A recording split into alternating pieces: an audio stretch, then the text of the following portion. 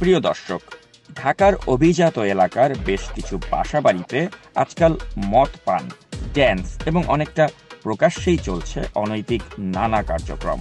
ইতিপূর্বে আমরা ঢাকার বনানী ও গুলশানের এসব অপরাধ কার্যক্রম নিয়ে বিস্তারিত প্রতিবেদন প্রচার করেছিলাম।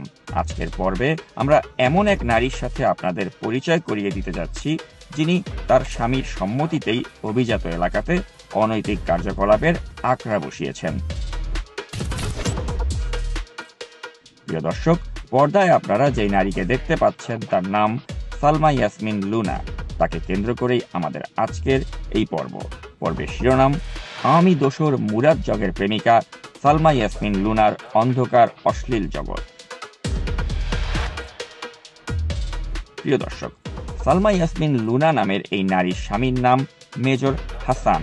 সেনাবাহিনীর অবসরপ্রাপ্ত এই কর্মকর্তার সম্মতিতেই বসুন্ধরা আবাসিক এলাকাতে নিজ বাড়িতে অনেক হাই প্রোফাইল ব্যক্তিত্বদের মনোরঞ্জনের মাধ্যমে অনৈতিক কার্যক্রমের দোকান খুলে বসেছেন এই দম্পতি।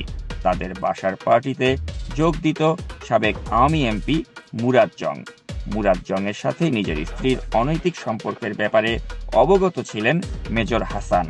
শুধু সাবেক এমপি মুরাদ জং নয়, বরং মুরাদ চৌধুরী নামের আরেক ধনাঢ্য ব্যবসায়ীকেও মনোরঞ্জন করে বিপুল পরিমাণ টাকা হাতিয়ে নেন সালমা ইয়াসমিন লুনা এবং হাসান দম্পতি। নাম প্রকাশ না করার শর্তে বেশ কিছু ভুক্তভোগী ব্যবসায়ী জানান, তাদেরকে বাসায় ডেকে নিয়ে পার্টি করান এই দম্পতি। নেশাদ্রব্য খাইয়ে অনেকের সাথে নিজের স্ত্রীর যৌন সম্পর্ক করিয়ে সেগুলো নাকি গোপনে রেকর্ডও করে রাখেন তার স্বামী হাসান।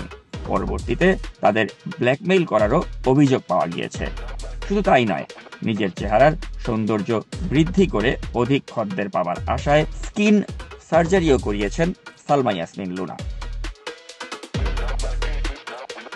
ঢাকা শহরের প্রাণকেন্দ্রে এসব অনৈতিক কার্যক্রম বন্ধ করতে প্রশাসনের দৃষ্টি আকর্ষণ করে শেষ করছি আজকের এই প্রতিবেদন। এতক্ষণ সাথে থাকার জন্য ধন্যবাদ।